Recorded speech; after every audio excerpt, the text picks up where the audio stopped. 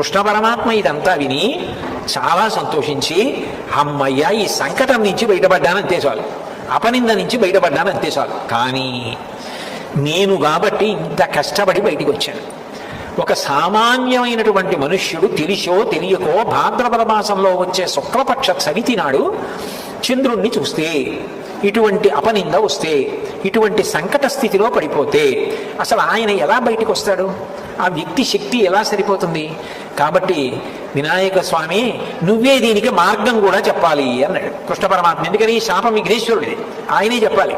అంటే ఆయన అన్నాడు, నువ్వు ఎలా పూజ చేశావో అట్లా పూజ చేసి నువ్వు కష్టంలోంచి బయటకు రావడానికి ఎంత కష్టపడ్డావో ఇతివృత్తమైనటువంటి ఈ శమంతకోపాఖ్యానం కథంతా చెప్పుకుని అక్షతలు వేసుకుంటే నన్ను చూసినా కూడా ఇబ్బంది రాదన్నాడు. చంద్రుడిని చూసినా కూడా ఇబ్బంది రాదు అని వినాయకుడు శాపావకాశం ఇచ్చాడు.